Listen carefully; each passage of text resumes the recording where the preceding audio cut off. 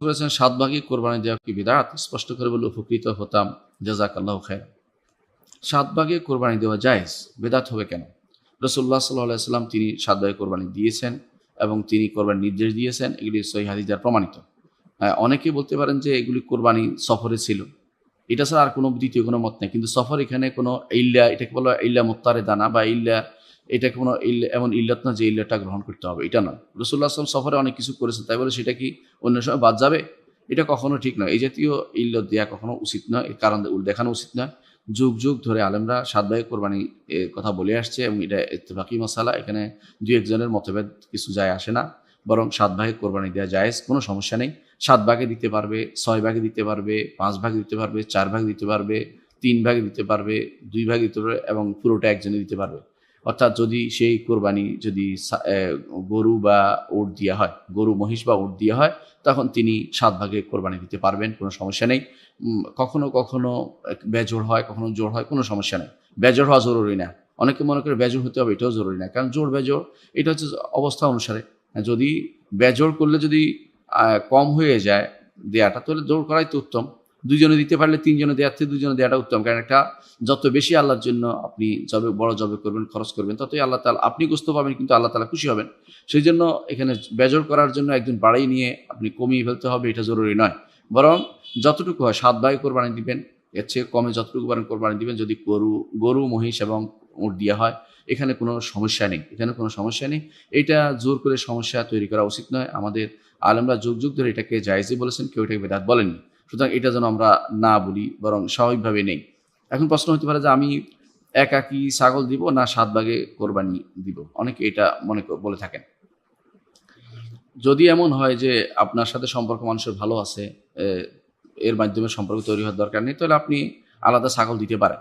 আর যদি মনে করেন যে কোরবানির মাধ্যমে পরস্পর সমঝোতা সৃষ্টি হবে, ভাই ব্রাদারদের সাথে আমার সম্পর্ক শক্ত হবে, মজবুত হবে এবং আমরা এইভাবে আত্মীয়তার সম্পর্ক বা বন্ধুবান্ধব সম্পর্ক বজায় রাখবো, তাহলে অবশ্যই ৭ ভাগে দেওয়াটাই উত্তম হবে। কারণ এর মাধ্যমে মুসলিমদের মধ্যে সম্পর্ক সুদৃঢ় হবে।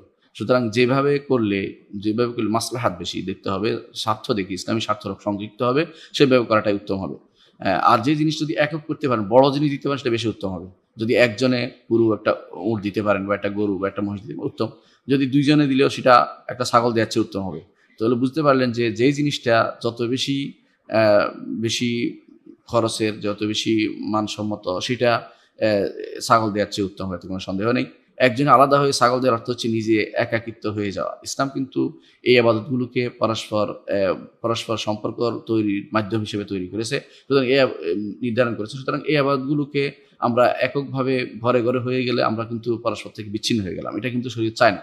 এই জন্য এবার পরস্পরের মধ্যে সম্পর্ক মজবুত করার জন্য কোরবানি ৭ ভাগে দিবেন অথবা ৬ ভাগে দিবেন, অর্থাৎ মানুষদের মিলিয়ে দিবেন।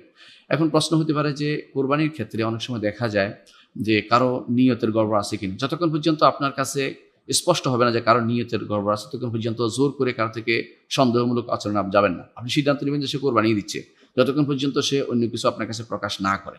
সুতরাং এরকম চিন্তা ভাবনা করে যে তার তো কোরবানি হচ্ছে কিনা, তার তো টাকা হালাল কিনা, যতক্ষণ পর্যন্ত তার হালালের ব্যাপারে আপনি সন্দেহ না থাকেন, ততক্ষণ পর্যন্ত জিজ্ঞাসাও করবেন না যে আপনার টাকা হালাল কিনা। কারণ সাধারণভাবে ইমানদারের সব কিছুই হালাল হওয়াই উচিত।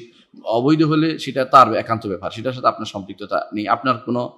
আপনার ইবাদতের কোনো কমতি হবে না, আপনার ইবাদতের কোনো কমতি হবে না, বাতিল হবে না। সুতরাং যারা এই দোহাই দেয় যে তার তার টাকা পয়সা হারাম কিনা অথবা তার নিয়তের সমস্যা কিনা, এগুলি দিয়ে কোরবানির ভাগে দোহাই বন্ধ করার দোহাই দেওয়া যাবে না, এটা কোনো ঠিক নয়। কারণ এগুলি হচ্ছে মানুষের বাহ্যিক নীতির উপরে আমল করা হবে, কোনো মানুষের অন্তরের ভিতরে ঢুকার ব্যাপারে শরীয়ত কোনোদিন আমাদেরকে পারমিট করে না। কার অন্তরে কি আছে এটা আল্লাহ তাআলাই শুধুমাত্র জানেন।